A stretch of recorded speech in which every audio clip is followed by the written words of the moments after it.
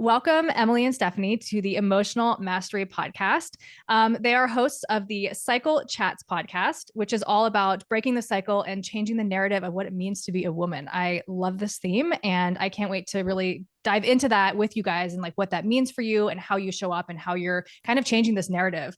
But to begin, I'll just hand the floor over and let you guys introduce yourselves, together, individually, however you want to do it, and then we can go from there. Who wants to go first? This is always the kicker. This when is the it's game, two right? people, we're like, who goes first? We should just have a solid set thing at this point, but we really don't. It's always changing. It makes it It's interesting. always, what's solid about it though, is Emily's always the one to be like, who's going first? So, Yeah. I So think there at we this go. We're point, it's a consistent bit- on that. At Consistency least, in Yeah. the inconsistency. anytime. Emily, do you want to take it away? You want me to go? Yeah. Yeah. Sure. Okay. So my name is Emily Palacios. I am the co-host of Cycle Chats podcast, and I am a professor at a few different local colleges here in Florida. Please don't hold that against me. I never planned on staying here. But I love what I do. I teach theater appreciation, acting one. And I just feel lucky to be able to talk to this next generation of people and hopefully motivate them to be their true, authentic selves using the techniques and the beautiful judgment-free and safe environment that theater can provide. I love that. My name is Stephanie. I'm the other co-host of the Cycle Chats podcast and Cycle Chats network. Emily and I met when we were teaching children's theater. So I was also an educator for about 7 years. And I've been a makeup artist, a professional makeup artist for about 13 or 14. So I've been doing that. And yeah, I mean, for me, this whole thing has been such a surprise because I don't think we expected to be in this place 2 years later, right? We're at like Almost 2 3. years, almost 3. It's weird to think. But yeah, so I love everything about this because like Emily said, being an educator, you get to bridge that gap of like all the things you love to do. And then you also get to be that person that the little you wanted and in life. And for me, that's what this has become is like, I feel like I'm talking to the younger version of myself all the time. And this was something that I feel like I needed. And I know Emily certainly feels the same way. And so I feel like our platform provides that. So I don't know. Who is Cycle Chats? I think Cycle Chats is the 15-year-old girl that's just trying to figure it out. And, hopefully we're like the cool ants that are helping along the way. I love that. And I love the theater like theme and connection because I was telling Emily I'm a single mom and my daughter's 13. And I think she experienced a lot of bullying over the last couple of years in school. And I think the one thing that really helped her was theater. She joined a theater group in school and she was always really excited about it and talked about it. And so I know like the power of that medium for children, is really, really impactful. And so that's really cool. So what was the conversation? So you met during this and what was the conversation behind actually starting this? You want to take it away? You want me to do it? Yeah, go for it. Okay. We'll go back and forth. It'll we'll be go like back and forth. Emily, Okay. Stephanie, Emily, ping pong. Stephanie. I like it. Thank goodness we're good ping pong players, I guess. So we actually we lost our jobs when the pandemic hit. So many people that happened to. Unfortunately, the Children's Theater closed down. And I was on tour with the show that I do professionally called Old Jews Telling Jokes. I was in California. Pandemic happened, had to come home because the whole world was in disarray. And we, as Stephanie says, were just kind of floating in a pool of not knowing what to do. And then about 6 months into it, a friend of ours who also worked at that children's theater and lost her job was like, I think we should start a period subscription box company for women. And we were like, oh, it's a fabulous idea. So started everything. We got it going. That business has now since closed, but Cycle Chats was the idea of, well, we're educators. We miss being educators. We miss talking to our students and answering their questions, especially because as educators, you get asked a lot of things that they're maybe too embarrassed or too concerned about to ask their parents. So we always felt it was very important to create safe and judgment-free zones in both of our classrooms. Even when I teach my college kids, that is one of the first things that I say to them, that this is a safe and judgment-free environment. And the minute that anybody starts spewing hate speech, the door's that way. I don't stand for that in my classroom. So Cycle Chats kind of was going to be this educational component of the subscription box so that women could get this understanding of what was going on in our bodies, because there's so much that we just don't know or don't understand because we're not being given the education. So that business, like I said, has closed its doors since, and Cycle Chats is going to be 3 years in January, and she's going strong. We're really, really happy. We have a lot of new things. We're rebranding in the new year. So we will now be the Cycle Chats Network, and our new show, I guess, should I say the name? I don't know. What the hell? Why not? Okay. Our new show will be Break the Cycle, with one of the main reasons being that we were really sick of hearing from a lot of people, especially women. They were like, oh, well, it's a period podcast and I don't need to listen to that. And we were like, it's not actually. If you would maybe do research and like look up the episode titles, you would see that we barely talk about menstruation, but sure.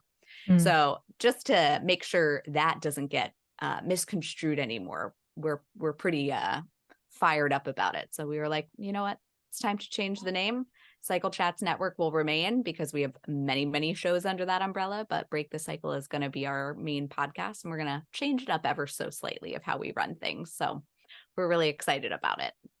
Yeah, that's amazing. Congratulations. And I also think, I mean, I do think the topic of your cycle and your body is so important as women. I know I got off birth control like almost 2 years ago, but I had no idea what it was doing to my body. I had no idea how to understand my body. I had no idea. I was literally on birth control since I was 16 years old, you know, and to like come off of it and actually understand how powerful my own body is just like changed everything. So I do think it is an important conversation, regardless of whether it's an entire podcast on it or just a few episodes, but still it's definitely impactful for women understanding themselves. Oh yeah, no, that was where she started, was to be a podcast about periods. And then it just didn't end up divulging into that, but we have had many, many conversations about female health and reproductive issues and everything around the sun, that because there's just, like you said, there's so much that we don't know. Stephanie and I were both on hormonal birth control. Stephanie on it for infinitely longer than I was, because I lasted about 6 months to a year, and I just saw really negative results in how I was talking to myself and viewing myself in the mirror. And I can't do this anymore. The only factor that is new is the birth control. So this has to be the thing that's in my body that's changing it. So I cut that real quick. Yeah. What did I think you were on it longer? No, weird. 6 months to a year, but I couldn't last any longer than that. Yeah, I was on it from the age of 19 to 25, 5, something like that. So I was on it for a really long time. To me, that's a really long time. And it was the same thing too. I think it's amazing that we don't know. Like that's the cure-all, is like you go in and you're like, I'm feeling a little sad, birth control. Acne, birth control. Hard period, birth control. And I'm like, there's gotta be another way to do this. Like, but there are people that have birth control, hormonal birth control. One of our best friends is on she loves it. Hormonal birth control, and she has absolutely no issues with it. She is doing fabulous. So I think it kind of depends on your own body makeup and really listening to it and understanding like, oh, this does not work for me, or this is working for me, but maybe there's another option. You know, I know Steph was just thinking about maybe starting non-hormonal birth control again. And, you know, that's a viable option. And then it's not putting all of those things in your body that may not speak to you and your inners. Yeah, that's definitely something to explore. I've noticed just like being off of it. I think it's this cultural like thing where men don't like to wear condoms. Let's just be honest. Like a lot of them don't. And so it is this thing where it's like, okay, how am I going to control my body and not get pregnant and actually be able to enjoy sex at the same time? I think there's like a part of us where it's like, if people are refusing to put those on or they don't want to, they have all the excuses the easier thing is to just grab some birth control and be like, okay, well, let's keep doing it. But then Yeah. it's like this interesting thing to navigate where it's setting that boundary and being like, okay, like I had somebody that didn't want to wear it. And I was like, and they're like, it's inconvenient. I'm like, well, what's inconvenient is flying me out of the state of Texas to have an abortion because you didn't want to be safe. Oh, great. So you're also in a red state. Welcome. Yeah. Isn't it so fun to be a liberal Democrat in a red right? state? Exactly. And so it's just like, it is an interesting conversation, good. but then also understanding that like, hey, I can actually only get pregnant like 6 days out of the month, which I had no idea. Right. Like I just thought I was like always fertile, like any time of the month that you like, put it in me, I was going to get pregnant. It's like really like doing that research. And I think, that knowledge in itself is empowering and like understanding, okay, well, if we're going to do it this way, there are ways. So yeah. Mm-hmm. No, it's very important. It's huge. When we started, like I said, before we hit the record button, we were on somebody else's podcast. She was a very young girl in her early 20s. And oh my God. Stephanie and I are guests on the show. And of course we're like, we completely took over the show because they had no idea what they were doing. And we were like, okay, we're going to do this because clearly you have no idea what's going on. But part of the conversation, she said that we had gotten on the talk of sex, which is what their podcast was about. And she was saying that she doesn't like to have sex with condoms. Fine.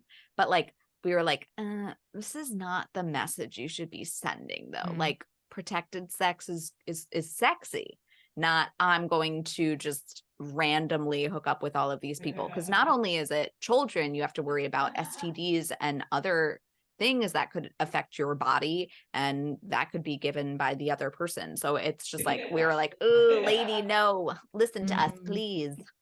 Yeah. That's what like always kind of blows my mind with like just that idea, right? Where it's like, it's not just the pregnancy. Yeah. There's so much more, so many other factors. And then even just from an energetic perspective, I feel like when you are combining like bodily fluids in that way, like just energetically, like you're merging in, the quantum or whatever you want to call it, right? That's just like so much beyond just like the physical that I personally believe is happening as well. I completely agree with you. I remember it was I can't remember who it is anymore, but there was one individual that I had slept with that I like for some reason like could not like it felt like we always ended up coming back into each other's lives.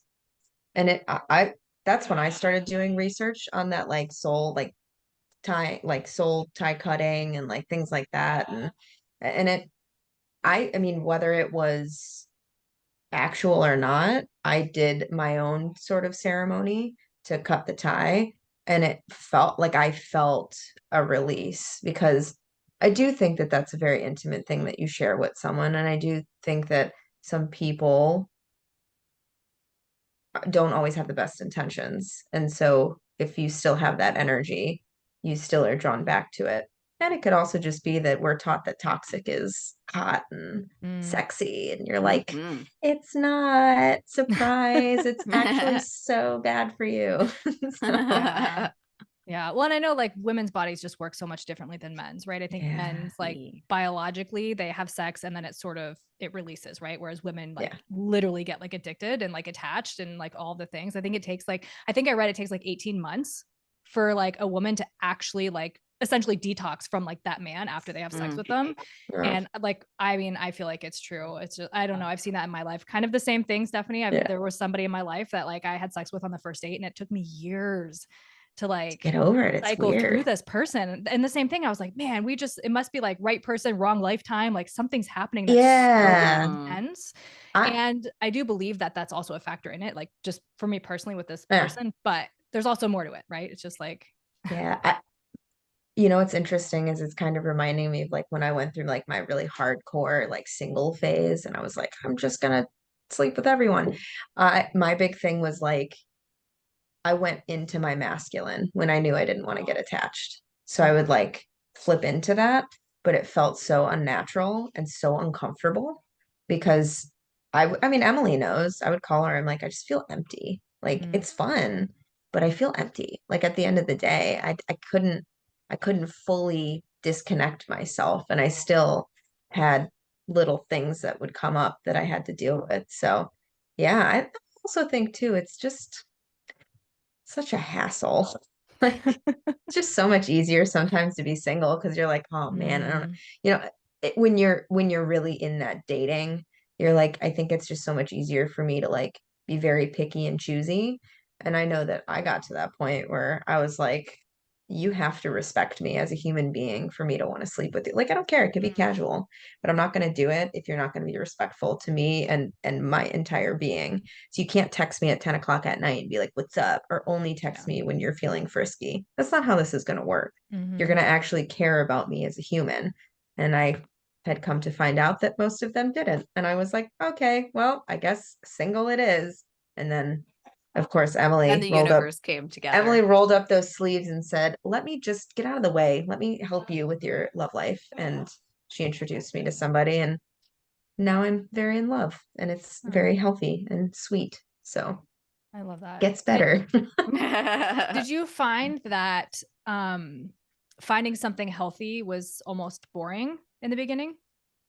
So in the very, very beginning, because I dated some people that were healthy-ish. Um, don't Stephanie's shake roster your, was a lot of criminals it was a too, lot of and criminals, but there cons. was, All I right, would let's say be that honest here.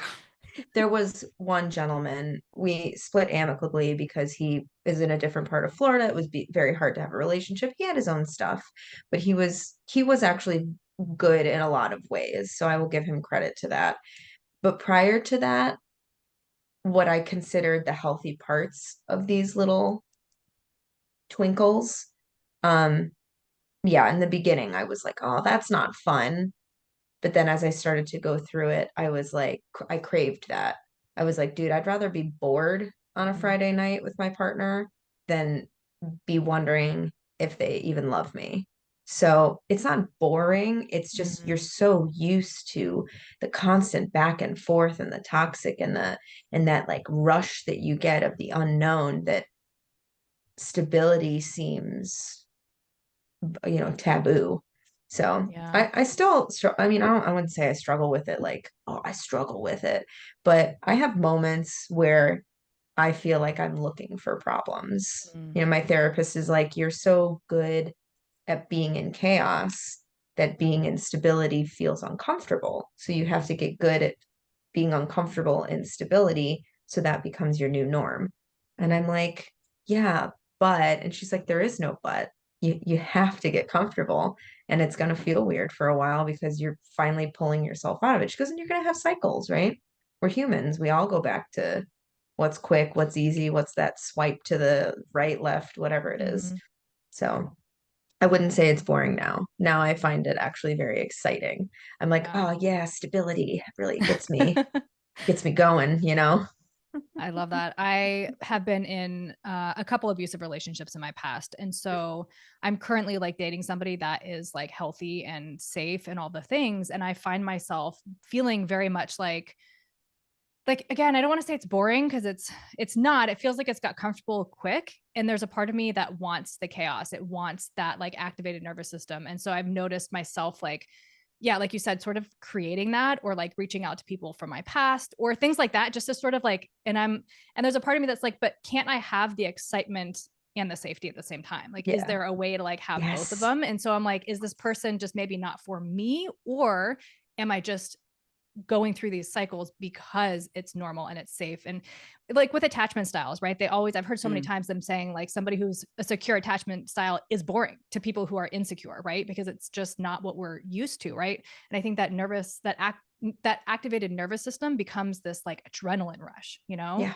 And astrologically, I have my Jupiter in the eighth house in Pisces. And so I just feel like sometimes the darkness and the depth just like expands me in a way. And so there's a part of me that's like, maybe it's just a part of who I am. And that's okay. You know, I don't know. It's just, Yeah. anyway, that was a, Okay, so I got to tell you something because yeah. I went through an anxiety disorder. Mhm. I got better from it. I had to go, I mean, it was like went through many therapists, meds, hospital, the whole nine. So I'm on the other side of it. But I had in the past I was like, let me try to go with a psychologist. Maybe they'll give me more insight. And I was going through like one of the biggest probably relationship breakup. And she said, I hear that you sound safe, like it feels safe for you. I'm like, yeah. She goes, but are you satisfied? I was like, yeah, well, I'm safe. I feel safe with him. She goes, that's not what I'm asking you. Are you satisfied?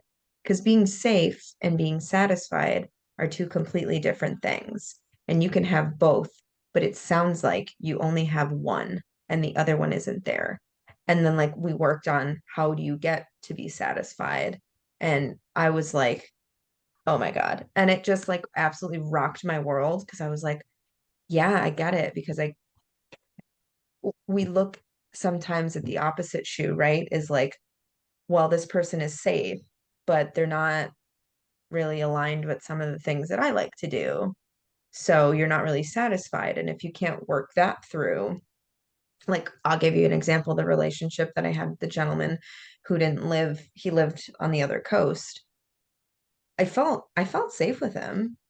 I wasn't, I think the two of us we weren't satisfied because we weren't together, we weren't near, we had two different lifestyles, and we started to bicker a lot. I was like, this doesn't feel healthy anymore. Like this is actually starting to feel like we're going down a bad path. So I think that's a good distinction to make, is Mhm. that like, okay, I feel safe, but am I satisfied? And like I started to make a list, and there were just really major things in that particular relationship when I was talking to the psychologist that were like big standouts to me, that I was like, I'm not satisfied in this arena and I don't think it's going to get better, because it was like family issues with his mom, and like she was so overbearing, and he didn't know how to like set boundaries, and she just crossed the final line with me, and I was like, I can't keep doing this anymore. So yeah, I think, how do we find the balance? Mhm. And how do we know if it's us? And how do we know if it's the relationship? And how do we know if it's the other person? And like, I sound bored off of Emily because I'm a big like fight, flight, freeze, or fawn. I'm like, that's it. I'm done. I'm out of here. Screwed. I'm just gonna be single. I don't need this anymore. And Emily's like, okay, let's talk ourselves maybe off the ledge. Because when it comes to relationships, I find that she's very secure attachment because she's just had to do the work. And so for me, I went from very anxiously attached to very avoidant. And then now I fall somewhere right in the middle. Mhm. It's like a The dysregulated fearful attachment. avoidant, disorganized attachment. Disorganized, Yeah. yeah. And I'm like, what the hell, man? Yeah. So Yeah, that's what mine is too. And I notice like so much in relationships where somebody is super available, I'm dismissive, where I'm like, it's too easy. I don't want it. But then when I have to chase them, I get excited. Right. And then I'm like, I want you to like look at me. And so, yeah, I'm just like trying to find that balance of like coming back to just that like secure place where, and I think that's what's so important, kind of like how we started this conversation with, birth control, hormonal birth control, like whatever, like tuning into your body, because since I've gone off of it, and I was sober for about a year. I started drinking a little bit over the last like month or so, but just like kind of dipping my toes in just to see like, ew. but yeah. But I noticed that I'm so much more in tune with my body, and I'm able to sense what my body is trying to tell me, and then get all this bullshit stories that my mind wants to tell me out of the way. Right. And so Mhm. when I do feel that like fight, flight, freeze, fawn thing where I can be like, okay, let's come back. How are we feeling right now? Like, what is our actual truth in this situation? Instead of just being like, oh my gosh, well, because this person did this and this means this from my past and it's going to mean this. And just, you know what I mean? Like, it's Mhm. so much chaos sometimes. Yeah. And it's like just putting it here for a minute. And then, My partner now, we have been talking a lot about past relationships. I was in a very long-term one, he was in a long-term one, and it comes up from time to time.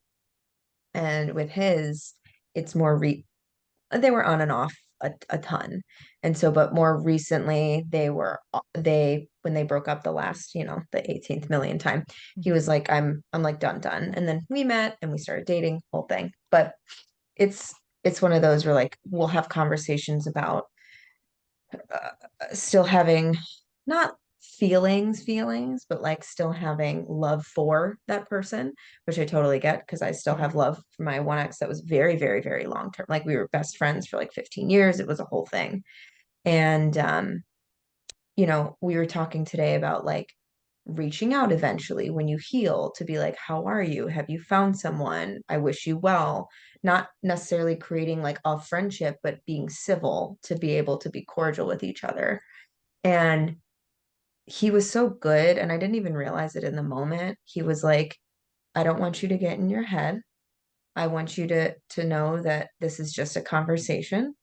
I love you, and like reassured me. And I was like, well, I'm gonna think about it. Like now I'm gonna start like overthinking it.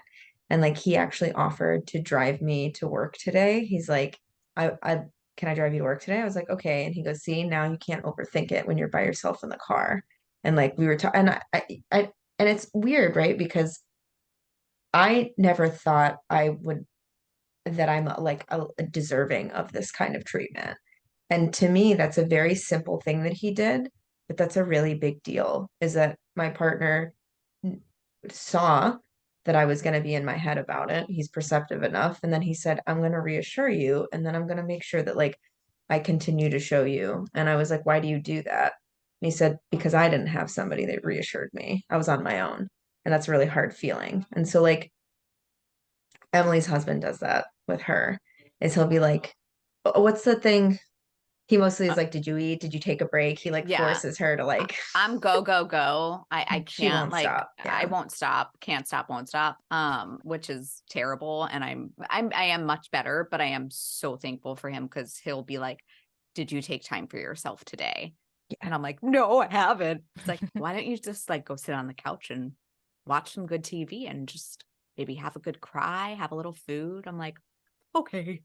So because he's like trained me to realize those moments, because he is so perceptive of me. We've been together, we just celebrated 7 years. Um, I I now know and can sense it in myself and go, no, Emily, today it's time to take a break. You just worked for 2 hours, take a 30-minute break, and then you can get back to it. Working for a full 4 hours is not going to be good for you. And you can't do that to yourself, your brain, your mind. Like today, I was very overwhelmed with my to-do list because I have to go over my aunt's house and help her move tomorrow. Not my choice. My mother volunteered me for the job, Mm. and can't wait for that. Hope everyone finds me okay after tomorrow. I'm gonna need all the help I can to get through it. But so today I have to jam everything that I typically do within 2 days. I have to do it into today. And I was like, oh my God. So before I even started cleaning, because my husband works full time and now he's also in a master's program. I am I graduated with my master's degree. I know what it's like. So that's very difficult and hard to, try and find balance within that, because the relationship that we had where we could spend all this time together is now very, very limited. We'll maybe be able to spend an hour together a night before it's bedtime for both of us. And then on the weekends, he's working all day. And finally, like last night, he wasn't done until 8:30. So we got 30 minutes before we went to bed. And, it is difficult sometimes. But today, before I started cleaning, I started feeling very, very overwhelmed. And I was like, whoa, chill out, man. You're okay. You're going to get through it. And it's going to be totally fine, Emily. I was like, you got this. And I took a deep breath Mhm. and I went on. So I'm able to now like catch it. So I always tell him I'm so thankful for him for that, because I never had a relationship where anybody tried to take care of my mental health. Yeah.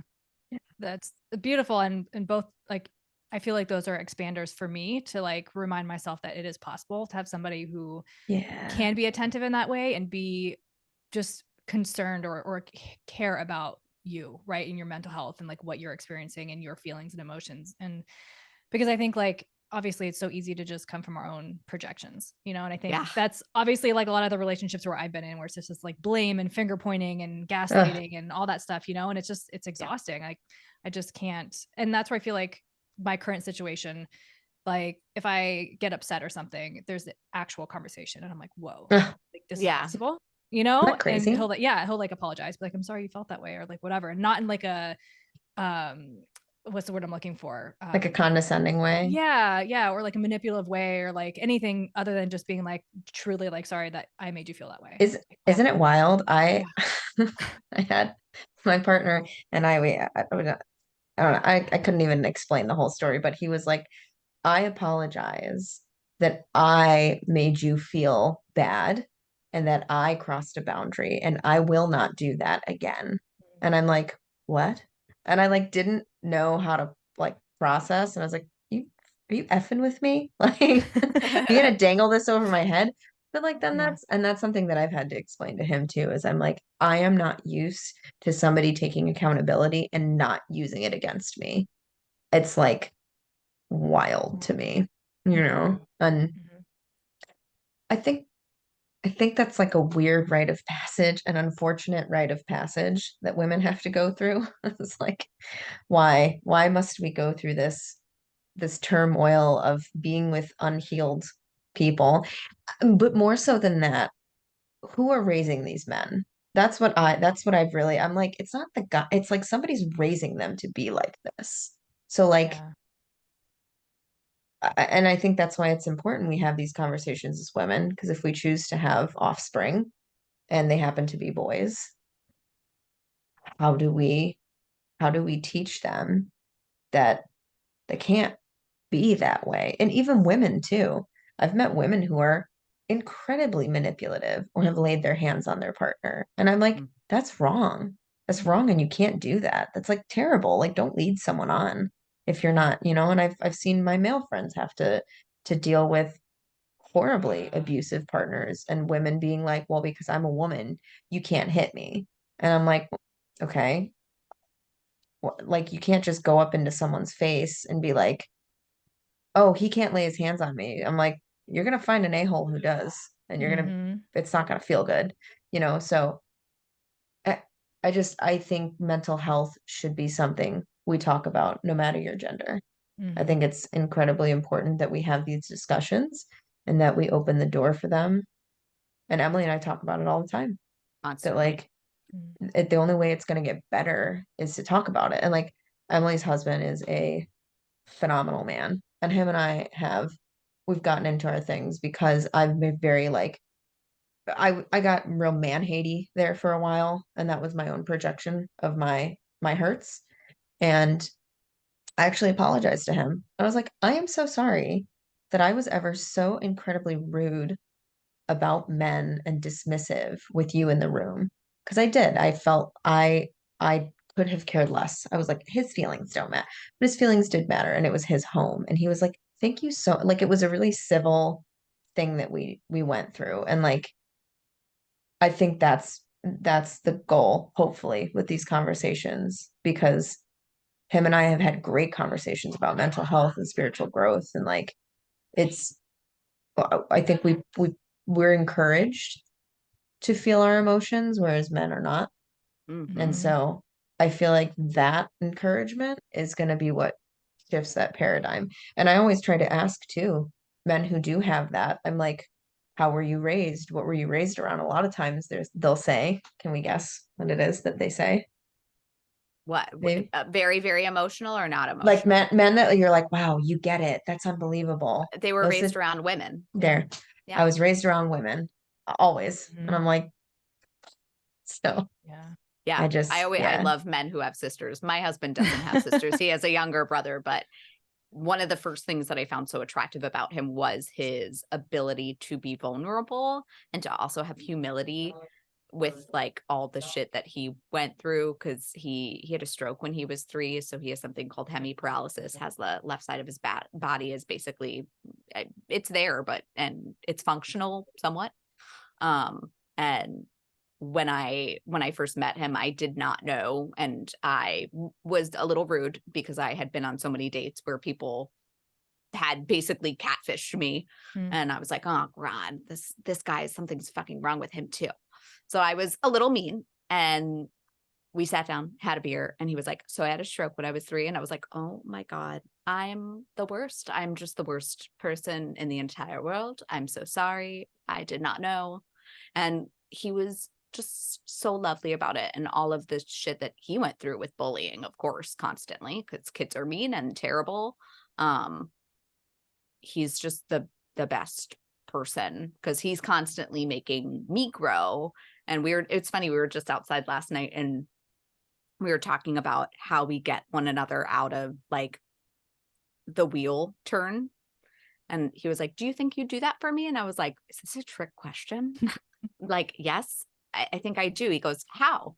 I was like, well, when you're working really hard on schoolwork and you're up in the office, I'm downstairs, and I go, do you want to go for a walk? And he goes, sometimes he'll say no. And I'll ask again, do you want to go for a walk? And then he'll say yes the second time. I go, that's my way to get you out of it, because I know that you've been on that computer for 3 hours making perfection in your mind, and you need to go outside. So I'm like, that's how I typically do it for you. So it was an interesting conversation. Something that I A trick also, question. yeah, I was very confused. I was like alarmed that I was like, maybe I'm not doing this for you. I'm so sorry. But no, I definitely do. But we just, like I said, celebrated 7 years of being together. And something that we do on our anniversary of meeting one another, and then on our wedding anniversary, we have conversations about twice a year. I mean, we'll have conversations constantly, but we almost have like postmortems on our relationship and how it's going. What are the things that we think that we can work on? What are the things that we think that we're doing really well? How do we want to show up better for one another? How can we show up better for ourselves? And we just have an honest conversation about these things, and it makes it really easy then to like set goals. Like, okay, we'd like to spend more time together. How are some ways that we can do that so that we feel like we're communicating better with our very limited amount of time right now? Let's sit down at the dining room table with dinner instead of eating in front of the TV where we're really not talking. And of course, we're enjoying what we're watching. And I love watching all of our really nerdy TV shows together, but I want to sit and talk with you at the end of your day. I want to listen to you, no phones. I want that time. And that's something that we've been doing. It's infinitely made our relationship that much better. So like setting little things like that and just having like, hey, remember that thing that happened? I didn't really like that. I'm wondering if maybe we can work on sex talk. Like, are we enjoying how much time we're having sex? No, we want to have it more. Okay, well, then let's make sure that we set it in the schedule, because we're both very busy. And unfortunately, it can't just be spur of the moment. Like it is somewhat has to be scheduled out. Like during the week, it's a no-go for us. That would be crazy. We're both way too tired and work way too hard. So weekends, awesome. Let's schedule and make sure that we're doing that to show each other we love one another. Like there's just little things here and there. I don't know if many people do that, or if we're just like one of the random humans that sit down and like have honest conversations with one another, but we find that very helpful. Well, and also too, you guys live together, and I think Yes. I think that's so important that you like, yes, I think if you don't live together, schedule that out. But I think if you're living together, it's easy to get caught up in routine to the point where like you don't actually realize the things that aren't working. Oh Because I yeah. can imagine it's like, they left a dish in the sink, it's like shit like that, I think Oh it yeah. is good to It's have a the discussion about. tiniest little things Yeah, that well, will because it just can send. grow and then Yeah. Yeah. Like his Mhm. socks. He leaves his socks everywhere. I'm like, dude, that's a I'm not guy your thing, I mom. I don't think. want to come up and pick up these socks, dude. Yeah. But yeah, conversation is so important. Communication is so important. It's just, I think that's the biggest thing for us. I mean, we've lived together basically as long as we've been together. 3 months into our relationship, we moved in because we were like, we Mm. gonna do this? What's happening? And we did it, Yeah. and it worked, and we're like, solid. Let's That's keep what going. I love Mm. about Emily too, because my partner and I are like, oh yeah, we should move in together, but is it too soon? Emily's like, "Pfft, we moved in like 3 months into our 3 months, relationship." I'm baby. like, all right. I People mean, will think that listen, I'm crazy. It's all good. I felt like I was love bombing my partner because 4 days into 2 hours into the first date, I texted Emily. I was like, I am in love. And she's Mm. like, what? And I'm like, I'm not kidding. I'm in love with this man. Like, so I don't know. It it's I think it's also having to like knowing yourself is so important too. Mm. Mhm. Like you don't have, and this is the thing, everyone's like, you have to be totally healed to be in a relationship. I'm like, hell no. I No. think there's going to be things in a healthy relationship that you actually heal better. And like that's I think what my partner and I are going through is like old wounds of those past two really big relationships. I think we're actually healing by talking about them and by bringing up the things that we like and don't like. Mm. And I couldn't do that with anybody else because they'd be like, I don't want to talk about exes. And I'm like, well, I do, like I needed to. And like he's open to that. And and he'll tell me about his and we go back and forth and we find like a healing in that. I don't know. It's weird. So I don't think you have to be totally like in love with yourself and like completely like namaste healed. in order to move into a relationship. I think a good one will actually challenge you Yeah, I in the right ways. completely, yeah, no, I completely agree. And I think communication is so important. And Yeah. sometimes it's like awkward where you don't want to hurt the other person's feelings. But like as I'm navigating dating and like experiencing and reflecting on like my like significant relationships, communication was absolutely not there because I was such a people pleaser. I was like, just let me know how you want me to show up so that you love me, you know? And so Yep. my journey has been that. And I do remember after I got divorced, I was going to therapy and I didn't date for like 2.5 years or something like that. And my therapist was like, you know, Rochelle, it's really great that you're doing this work. But she's like, in relationships was where your trust was broken. So it's Mm. only in relationships where it's going to be built back up. So you're going to have to be vulnerable and open up again. And I was like, damn it. You're right. Don't say Emily, that to me. Yeah.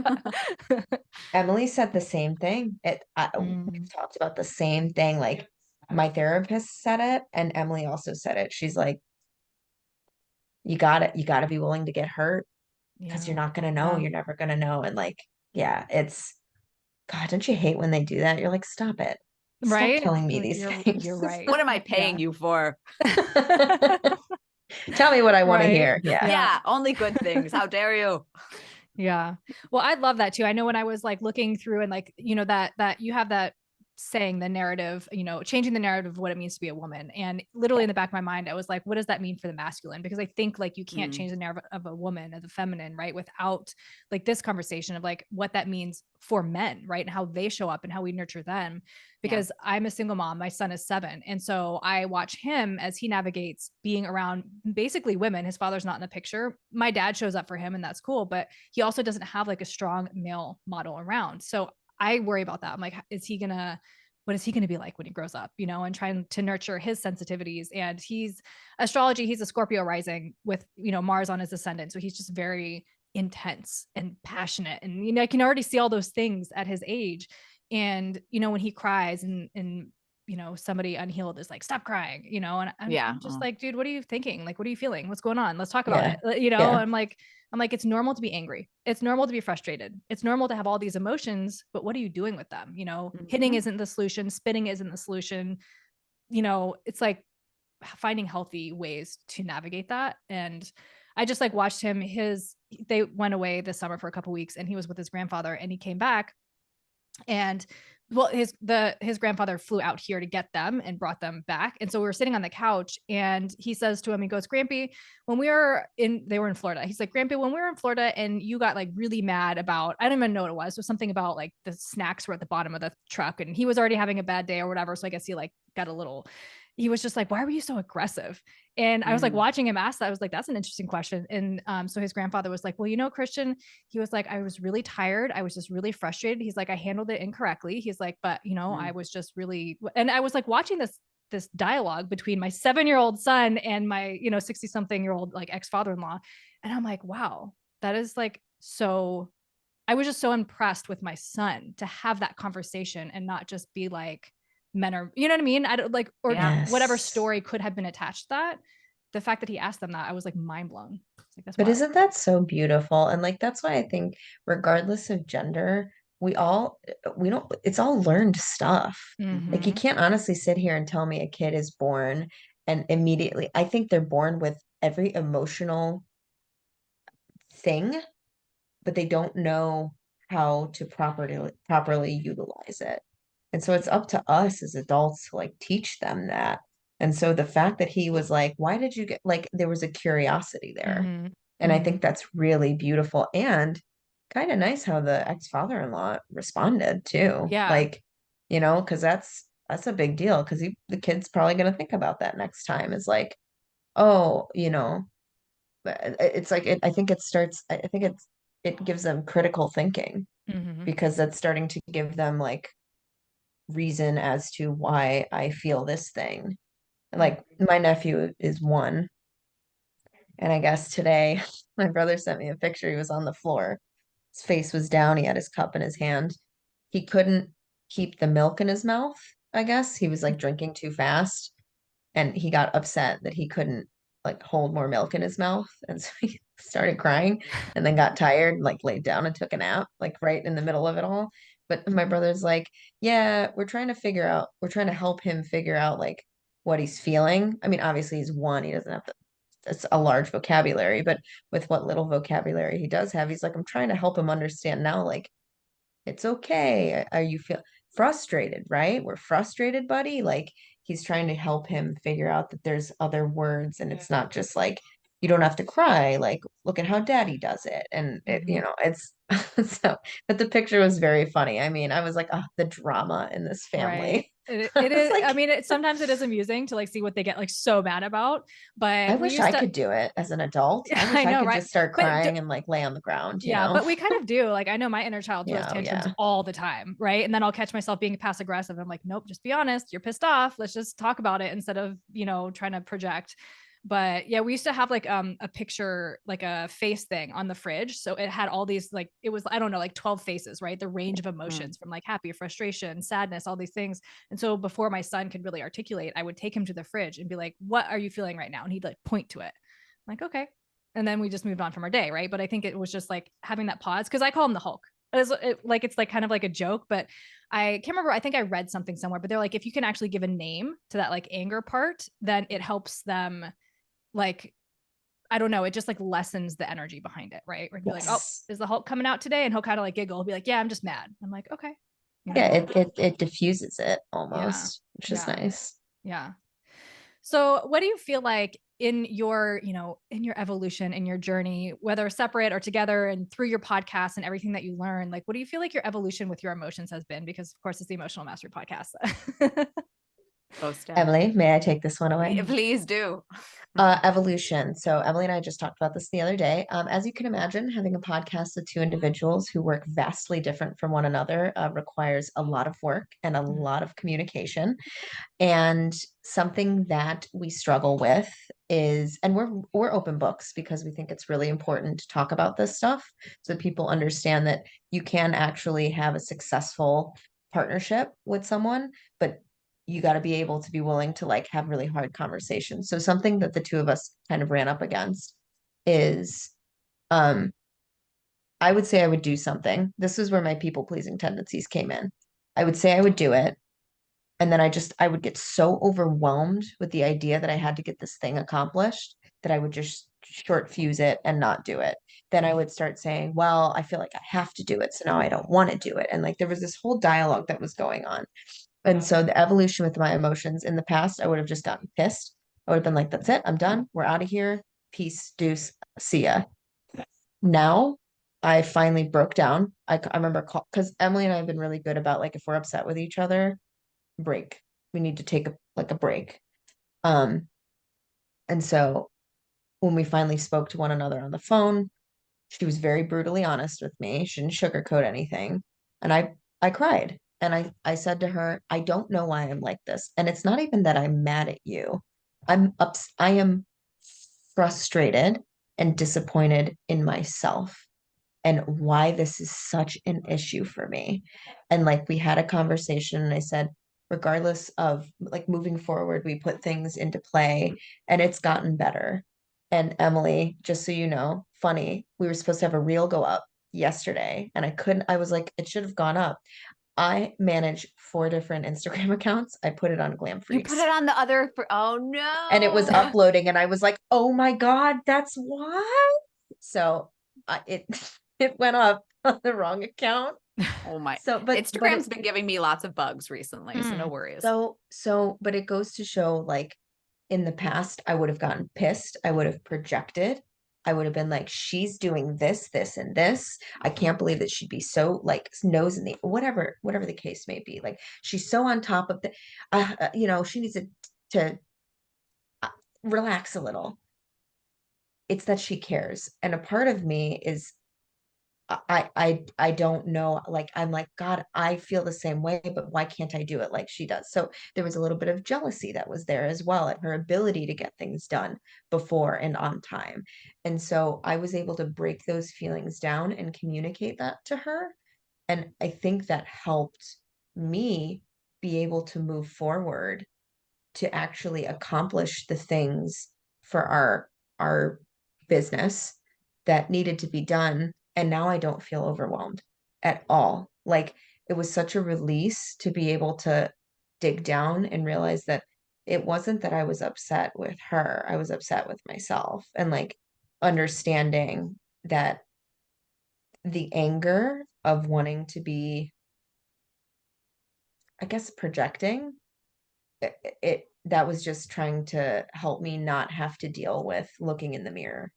So that my evolution has been like really learning when something is me, and learning when something when I learning when it's not me. So being able to differentiate like when I need to step up and take responsibility, and when I need to put someone nicely in their place to be like, hey, no go, you can't treat me like this and I won't accept it. And we need to talk about figuring out a different way of talking to each other, or I'm taking a step back because I don't think it's healthy.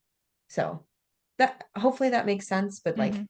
that has been the evolution for me, is not getting like, oh, it's the other person, like taking responsibility, but then also being comfortable enough to tell someone, hey, you're not being cool and I won't accept that kind of behavior. Mhm. Yeah. That's powerful. And I think like even, obviously we learn from all of our relationships, whether romantic or not, and I think that having somebody that's safe and you feel comfortable enough to be able to speak that and like cycle through that with is beautiful.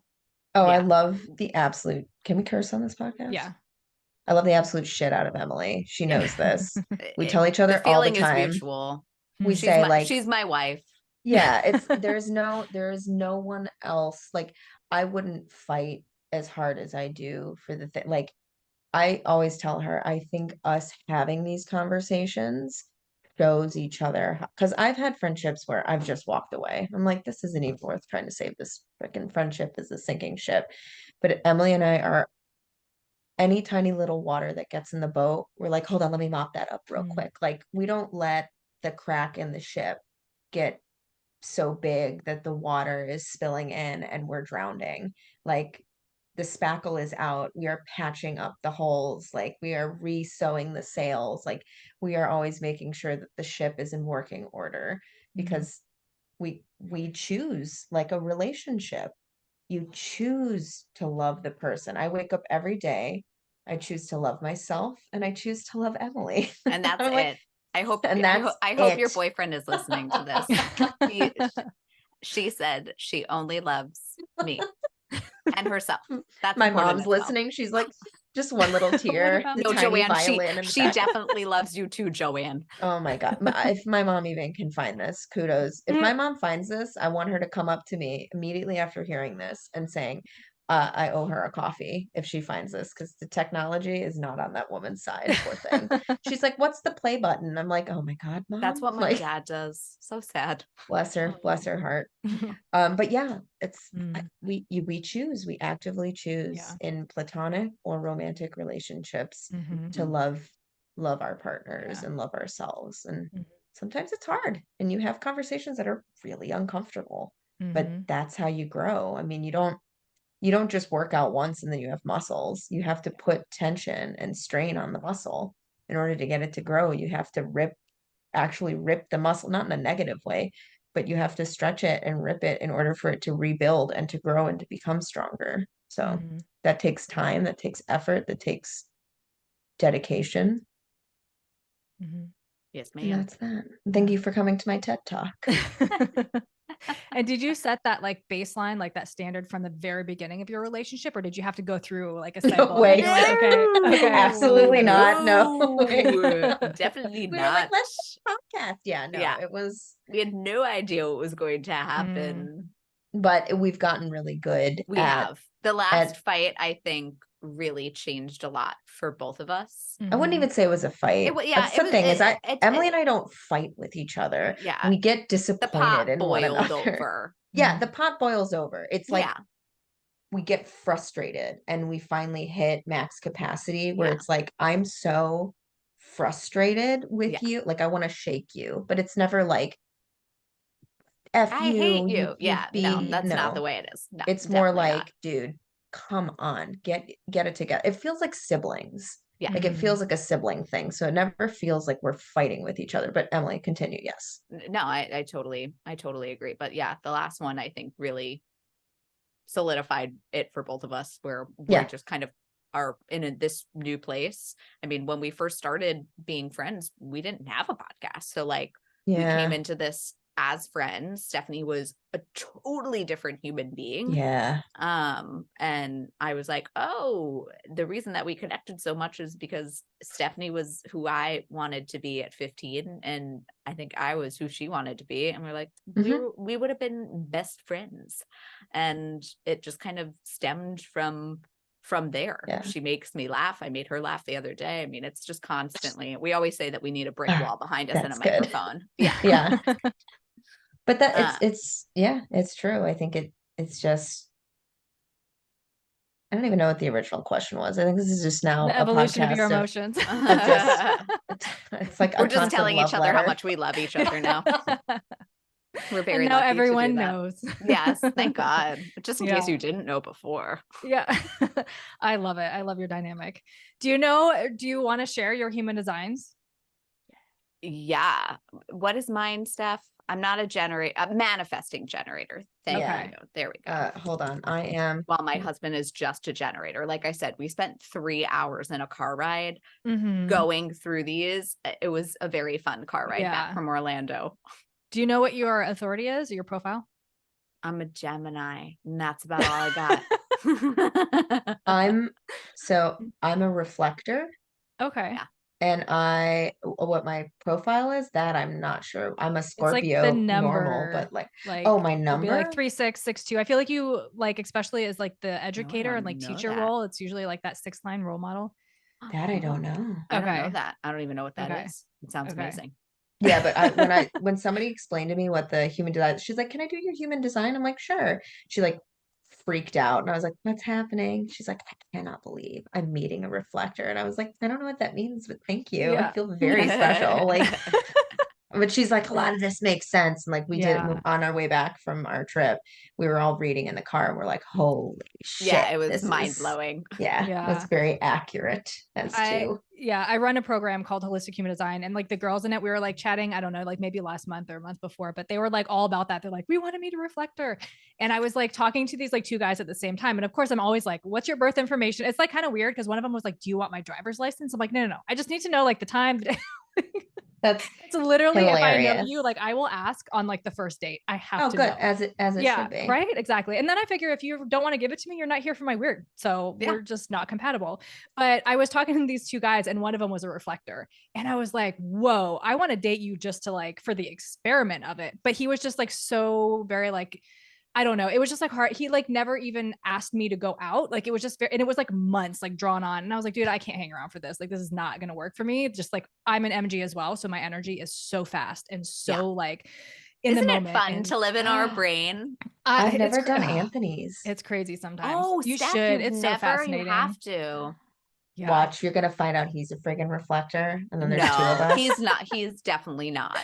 No, You don't think so? but like with No. reflectors, it's interesting because like you are probably, I mean, you're most likely different with everybody that you're around. And I think it's not that Indeed, you're, she is. yeah. And I think that can cause like, so the G center, which is like the little yellow like triangle in the middle, I have that open.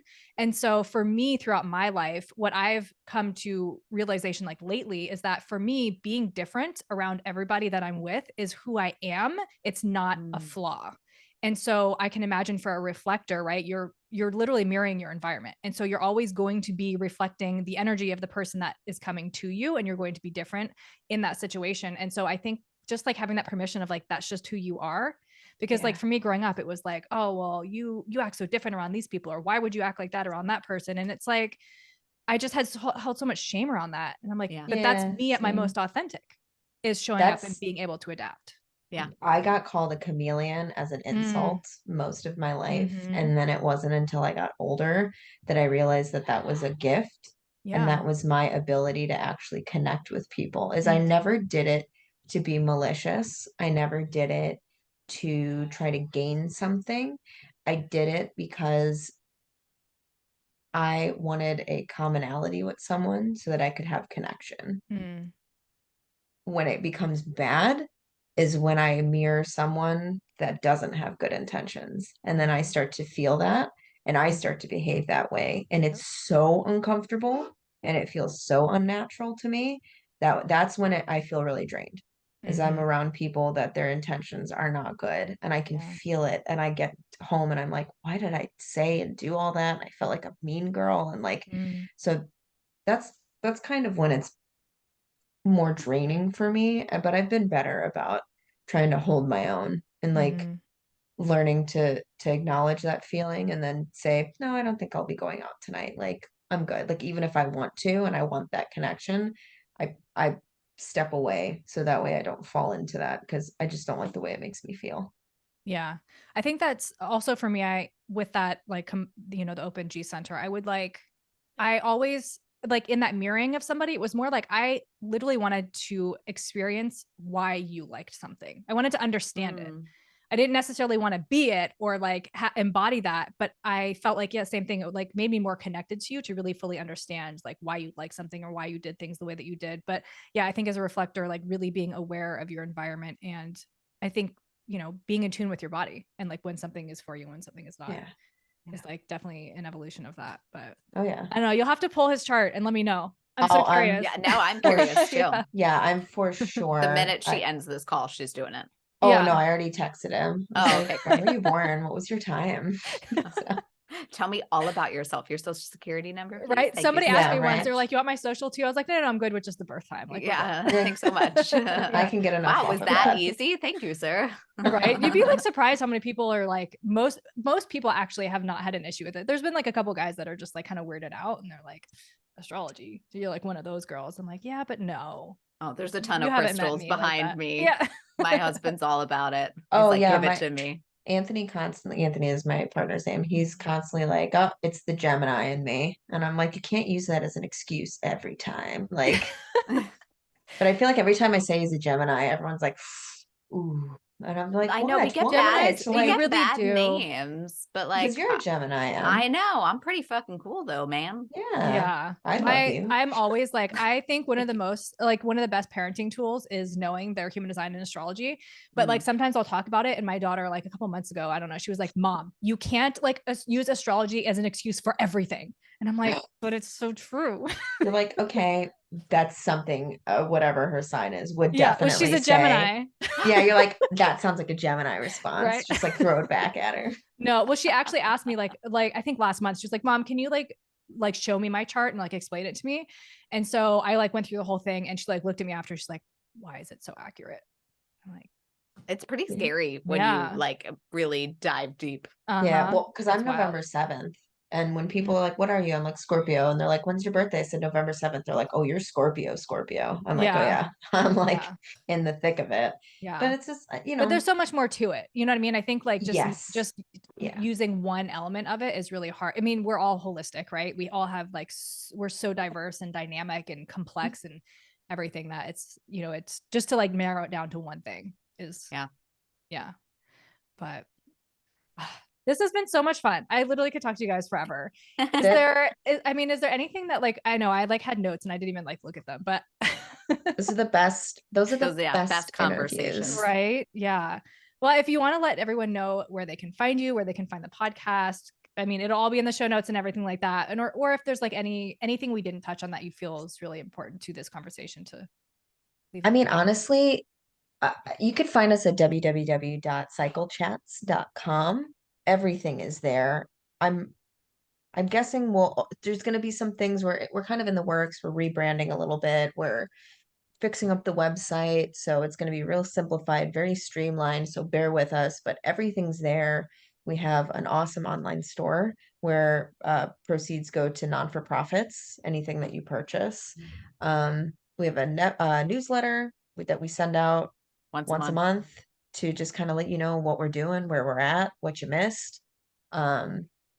And anything else to add to this? Honestly, like if you just go to our website and listen to our shows that we have, it, it's all in the same vein. We're all, I think, on the same journey with each other, and you're just now another piece of the puzzle. This is another avenue and space that we can send people to if they're curious. So it is very much like a tree, and like all the little branches are all of the people So we've many gotten. shows, so many new Yeah, shows so many coming, shows. We're out so of our many shows. minds. We are completely out of our Emily and minds. I are like, what say you to another show? And she's like, let's do it. And then Yeah. we wonder why, we're like so stressed out and overworked. We're like, Aw. why?